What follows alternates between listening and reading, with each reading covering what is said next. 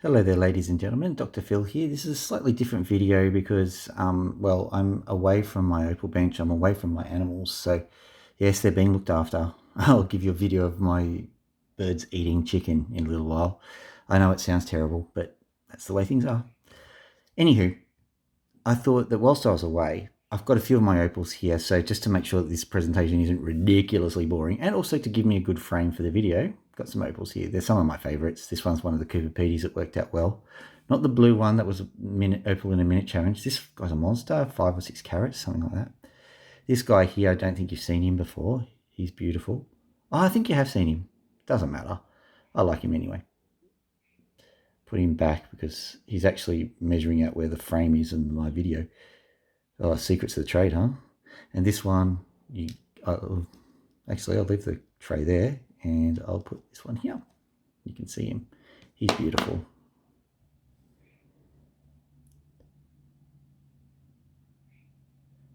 Really nice one. Anywho, and it's actually double-sided if I wanted to make the effort, but this guy, these are all quite expensive. And the other one, I think you've seen that one, it's a Belemnite. I love the Belemnites. Yeah. A Belemnite, like a Belem day. Oh, I'm stopping, I promise. All right. So, anywho, what I thought I'd do is I'd actually do some science because sometimes people don't know what they're dealing with when they're actually buying opal. And there are a few simple principles that we can probably tell people. And one of the things that you've got to get into your mind is that opal is a mystical, wonderful material, but it's also got some properties that are very concrete. It's not made of concrete, but they're very concrete. So we know that these things are hydrated silica. We don't need to worry about that for the time being. But we do know something about their properties because of the fact that they're hydrated silica. And that is, and let me just give you this one, density equals. And I'm going to use some units, don't get panicky, but it's roughly 2 grams per cm cubed. Okay, density equals roughly 2 grams per centimetre squared. Why does that even matter? Because we're going right away from being able to touch, taste and feel opal when we're buying it. I've been to Lightning Ridge. I'm not sure how many other people have actually been to Lightning Ridge. I'm not sure how many people have been to Cooper Petey. I know there's a whole stack of Americans who love buying opals, and similar with China and with a lot of European people. They don't have the opportunity to even go. We have to go off the interweb, have a look at the videos, have a look at the photos and all that sort of stuff. So I've got an example opal which I found off just a random site, and hopefully I'm not identifying anybody and embarrassing anybody. And this is only rough. Back of the envelope calculation stuff, just to give you an idea of what's going on. There's a whole heap of other obscuring factors which could get in the way of all of this, but I'm giving you the rough principle. So there's a 300 carat opal that probably will be on display at the moment. I don't know, but 308 carats roughly. So 308. Now, so if you know anything about the carats to grams conversion, which is important, basically divide by 5. So 1 gram is equal to 0.2 carats, which means divide the 308 by 5. And we only have to be rough. You don't have to worry about it precise maths here. That's roughly equal to 61. And I think it's carry the 3. Don't worry about the 3. Okay, don't worry about the 3. We'll just keep the 61. That's all we need. So what does that tell us? Well, we can do one last thing just really, really quickly. If it was like a perfect square of 308 carats, and we know that it's not, but if it was a perfect square, that means that its dimensions would be length by breadth by height. And so that means it's one thing times another thing, which is cubed. So all we have to do is get the cube root of this guy. So 61, the cube root of 61, and I'll show you how you notate it, right?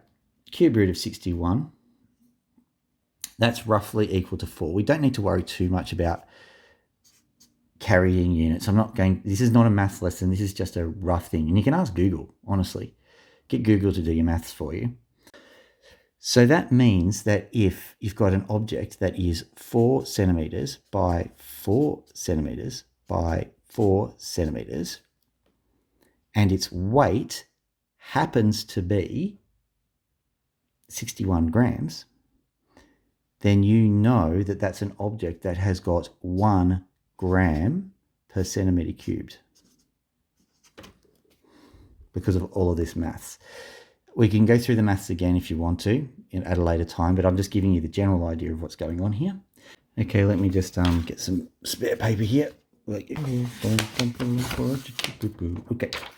great. Let's put our frame back up. We've only got one little thing to do.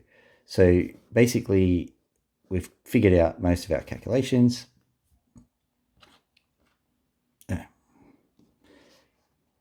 Now we can have a look at the dimensions of our opal. So the dimensions of our opal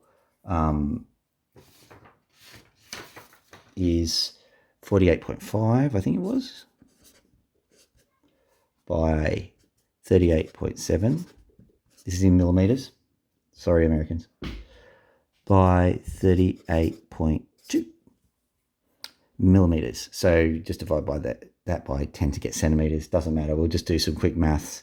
I did it earlier and I don't really care, but basically if you add them together, you get 125.5. They just divide that by 3 and you get 41 point something. 41 point bleh. But basically we've got 4.1 centimeters by 4.1 by 4.1 centimeters. So if it was a perfect square, a perfect cube, then this object would be 4.1 by 4.1 by 4.1, roughly speaking, which is pretty close to that magical 4 by 4 by 4 that I was talking about before.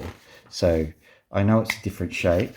So just let me do it. Yeah, it's more that shape than a cube.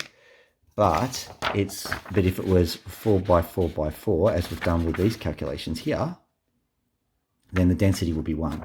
And we've just put it all together. We've gotten the average length, breadth, and height, and we've discovered that it is actually roughly 4.1 by 4.1 by 4.1, which means that we know that its density is roughly 1 gram per cubic centimeter.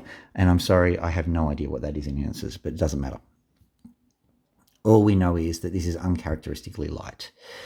So if you've done soil science or some other science of material properties, you would know that sand has got a density much lower than opal. I think it's 1.6 grams per cubic centimeter or something like that. And empty space, of course, has got 0. So basically what we're doing is we're saying that this opal has got either a lot of empty space in it or is completely sand shot. And that gives you an advantage when you're buying opal online. If they've given you the dimensions and they've given you the weight in carats, and there's plenty of things that could obscure this, because is the opal wet? Is it dry? Blah, blah, blah. Is it a different shape? I'll draw that shape again for you. So it's kind of a cone shape, this one, if you have a look at it. So you'd have to like turn it into a perfect cylinder and use pi and stuff like that. It doesn't matter too much. Just call it a cube, because this is a back of the envelope calculation. You're not going to get it right. But it gives you an idea that if you picked it up, it would be uncharacteristically light, and the chances of it either having lots of empty space or lots of sand in the piece really, really high, which means that it's not going to have as much opal in it. Now, one thing we can't do is determine the difference between precious opal and potch. So precious opal weighs exactly the same as potch, so you can't figure that one out. But it does tell you the amount of opal, which means that there's a chance of precious opal in the piece. But it certainly gives you a bit of an advantage when you're bidding for the piece of what the piece is actually worth. So I was hoping that you would enjoy this. It's a little bit different, I know, but I think it's important information for anybody who's really serious about buying opal to know. So I hope you have a wonderful day. Dr. Phil out. It's Dr. Phil. Like, subscribe, notification. Good start land war in Asia.